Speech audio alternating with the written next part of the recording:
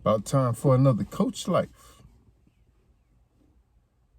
Today it feels really important to remember that you agree to the terms and conditions of every relationship you have every time you interact. So if you choose to be subservient to a certain structure, a person, or mentality, or energy, you can choose not to. You can choose to agree to it today, or you can choose not to agree to it today. Human nature forces us to come to terms with patterns, and those patterns force us to think that they are reality, and that reality forces us to think that it is truth. But that's just momentum, heavy momentum.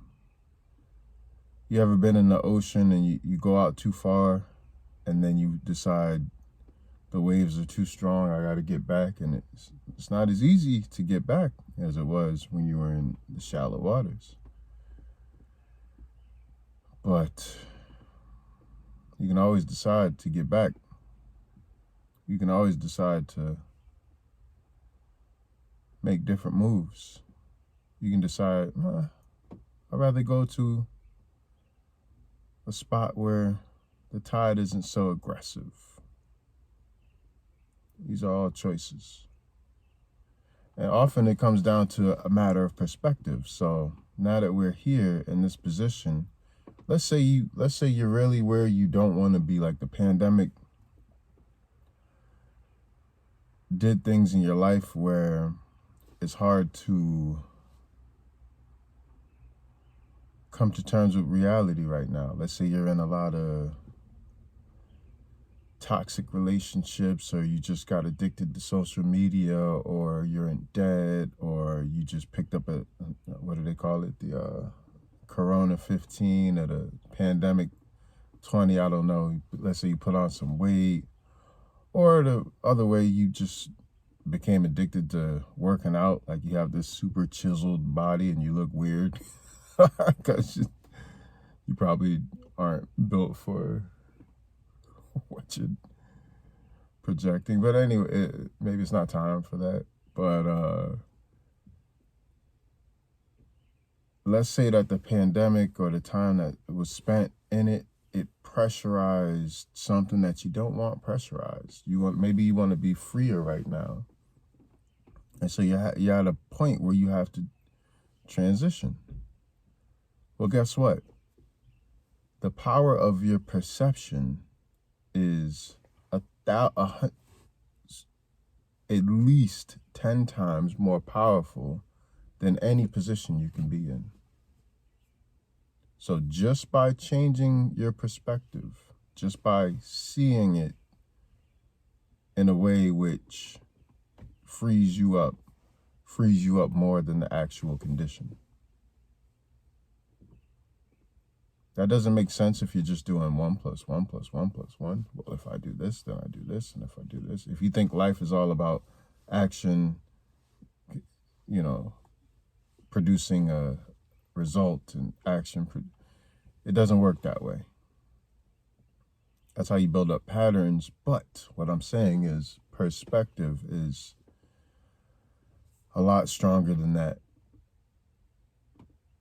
At least 10x. I wouldn't be surprised if it was 1,000x. So if I had a very rough morning, feeling tough, feeling like I'm in a tough situation I don't want to deal with, I got a lot on my plate that I don't want to deal with. Did you have good water pressure in your shower? Did you get to shower? That's fire. Did you have breakfast? Or if it's Ramadan, did you get to wake up in peace and understanding? Did you get to wake up? That's fire. Waking up is fire. You're healthy? That's fire. You're not healthy? Hey, did you wake up? That's fire. And then from there, you could build up a lot of momentum. So perspective is a momentum mover, builder. It's an inception point which constantly recreates from a source of power we're just beginning to learn how to understand, let alone manage.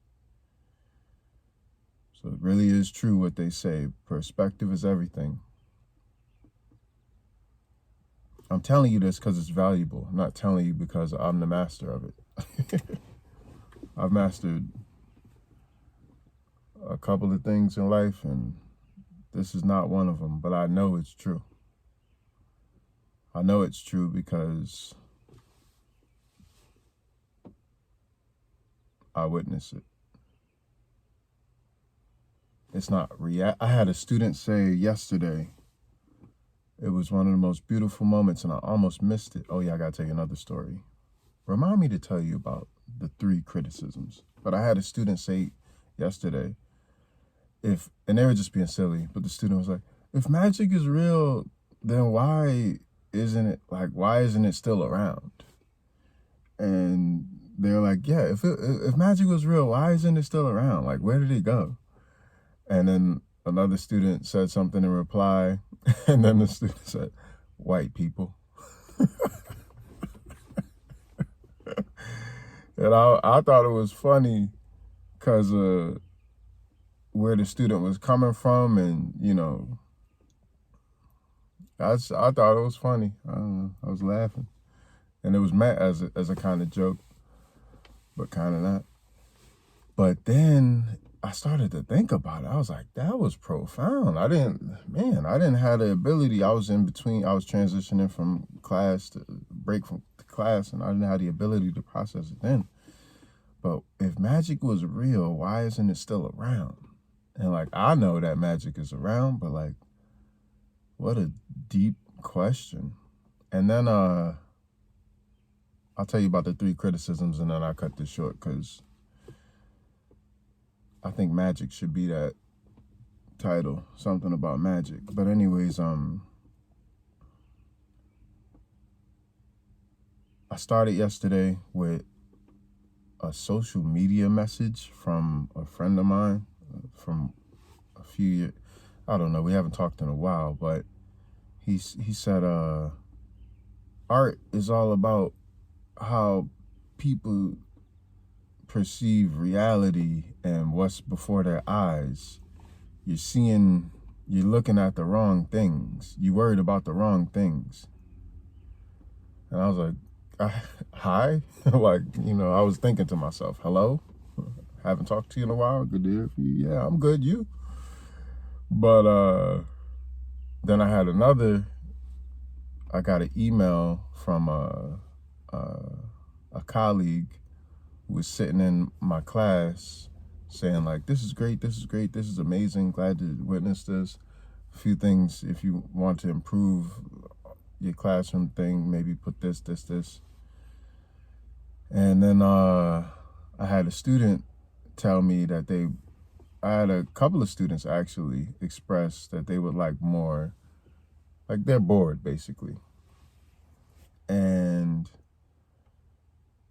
the 3 criticisms on the same day had unique responses from me.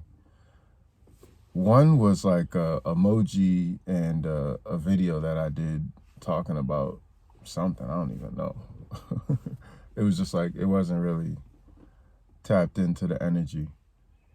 And then the email was like a very polite reply and thank you for the suggestions. And then the student, I had to give it to him like the reality of the situation where like, I dealt with this at School of the Future a lot, when boredom is your enemy, because I can't knock it. I understand it completely, But there's also the point where you have to realize there's a lot going on in this world. And if you're bored, then that's just a matter of,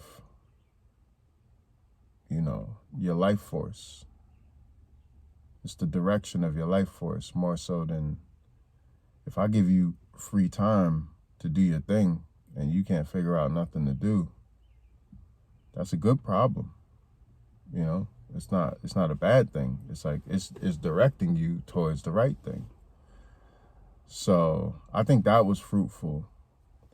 But to have the three criticisms in the same day, and I had a feeling it was, I don't know, actually, I didn't know it was coming at all, but it was so healthy for me to be able to process it at different levels. Each one required a different response, and it was all very intuitive. Like, okay, this is weird, don't know what to say. Oh, thank you, formality, and here's the love. Here's the love. So it might not be how you want it, but here's the love, you know. Seems like that's become my role, but I'm okay with it. I appreciate being able to help, honestly. I couldn't imagine not. But you ever imagine, like, there's some people who are so wealthy that they don't have to help people every day and they're okay with it. So they just live in this kind of ABC multiple choice reality, which is disconnected from the feeling of being connected to some kind of, when you help people, it lights your heart up. It makes you feel like, oh, we feel better now, Not to say that being rich and just having a multiple choice kind of reality doesn't feel great. I'm sure it does. But there's something to helping other folks. Something to it. Anyways, I say all that to say, magic is so much alive right now. And I think it's time that we start showing people what magic really looks like. I think we're ready. So I'm excited. That's the Coach Life. Ciao.